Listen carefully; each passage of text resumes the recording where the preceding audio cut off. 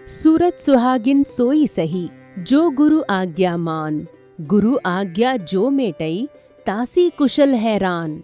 अर्थात जैसे शादीशुदा औरतें तब तक सुहागिन रहती हैं जब तक उनका पति जीवित होता है, वैसे ही एक शिष्य तब तक सौभाग्यशाली रहता है जब तक वो अपने गुरु की आज्ञा का पालन करता रहता है। दोस्तों, कबीरदास इस दोहे के माध्यम से ये बताना चाहते हैं कि एक सच्चे शिष्य का समर्पण उसके गुरु के प्रति ठीक वैसा ही होता है जैसे एक पत्नी का अपने पति के प्रति। जिस प्रकार एक स्त्री अपने पति की सेवा और उसकी आज्ञा का पालन करते हुए पत्नी धर्म को निभाती है, उसी प्रकार एक शिष्य को अपने गुरु की आज्ञा का पालन कर अपने शिष्य धर्म को निभाना चाहिए, भले वो समय दुख का ही क्यों ना हो। सूरत सुहागिन सोई सही, जो गुरु आज्ञा मान। शिष्य वही सुहागिन है या भाग्यशाली है जिसकी मनोवृत्ति गुरु के आज्ञा के अधीन रहता है। और जो नहीं रहता, कहते हैं क्या है, गुरु आज्ञा जो मेटहि, तासु कुशल कह होय नाहि। जो गुरु के आज्ञा के विरुद्ध करता है, अपने मनमानी करता है, उसका न सब इस जगत में सफलता है, न उस जगत में सफलता है। समझो कि काल जो है केस पकड़ लिया है, या मारे घर देश या प्रदेश, काल शिष्य पकड़ लिया, कहीं मार देगा। हम लोग पहले कहीं से चलते थे, पता लगाते थे गुरुजी कहाँ, सीधे डायरेक्ट वहीं पहुंचते थे, स्नान करके गुरु से मिलते थे। अब शिष्य चलता है, गुरुजी बुला दिए हैं तब कहाँ उतर जाता है, कहीं रास्ते में उतर जाता है। कहाँ भाई उतर गया, तो रहिए गुरुजी अभी आराम कर रहे हैं, थक गए हैं ना, तनी होटल में रुक जाए, रेस्ट कर लें, आराम कर लें। आ रहे हैं, आएंगे ना, कहें गड़बड़ा रहे हैं गुरुजी, आप इतना गड़बड़ा कर आ रहे हैं ना, आएंगे, संतोष तो रखिए। हर चीज में दुनिया यू टर्न ले रही है, बदल रही है। देखो, एक हमारा शिष्य था, तो जैसे ये समझाए, हम बता दें, दिल्ली में जब गए थे तो एक सैनी थे, जसवीर सिंह सरदार सैनी बना था, बड़ा सेवा करता था, कुछ नहीं था, ठेला खींचता था, ये तुम सुन सकता था।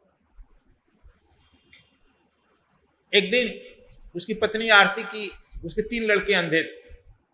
हम पूछे कि इस तरह से मौज में थे, क्या चाहिए। हम सोचे कि किसी लड़के का आंख मांग लेंगे, तीनों लड़के अंधे।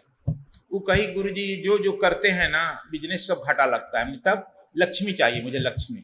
जाओ लक्ष्मी आएगा। कहकर उठ के चले आए।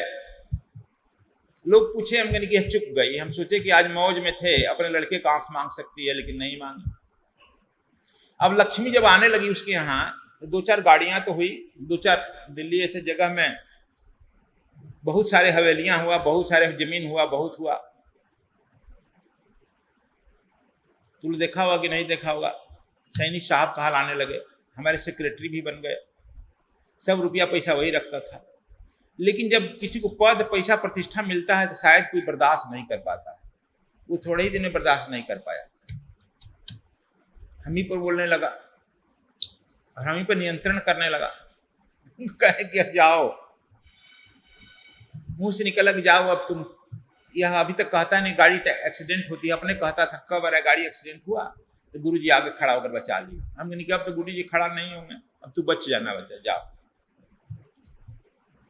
जितना दान उन दिया था ना, उस सेक्रेटरी वही था, वो सब जोड़ कर निकाल लिया, 1,10,000 कितना निकाल। हम क्यों निकाल लिया, कहा कि हम दान दिए थे, हम सरदार ना है, हम गुरुद्वारा में देंगे, आपको क्यों दें। बहुत अच्छा किया। देख दान, ये भी लिख दो रिटर्न में कि हम अपना ले लिए। सब कागज पत्र, जमीन का सब पैसा, बैंक अकाउंट सब वही रखता था, एकदम रिट में अकाउंट दे गया, ले लिया अपना पैसा, जाओ। उसके 1 महीना के अंदर ही बाप बेटा दोनों कार से आ रहा था, सामने से एक ट्रक में गाड़ी घुस गई, दोनों स्पॉट डैश मर गए। अप्रेत बनकर आता है, रोज सुनेगा वही प्रवचन, आता है गुरुजी बचाइए। हमने कहा फुर्सत मिलेगी तब ना, अब घूमो, फुर्सत मिलेगी। तो देखो ये पुराण की घटना नहीं कहते हैं, ये सब अपने सामने की बताते हैं घटना। हम लोग साथ जो घटना घटी, यह जो है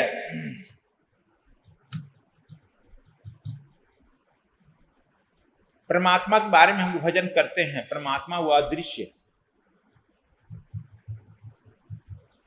लेकिन तुमको परमात्मा समझकर यदि बात करना होगा, बोलना होगा, बातचीत करना होगा, शंका का समाधान करना होगा, तो वह गुरु के रूप में ही न करेगा। इसीलिए हमारे यहाँ गुरु की इतनी महत्ता दी गई।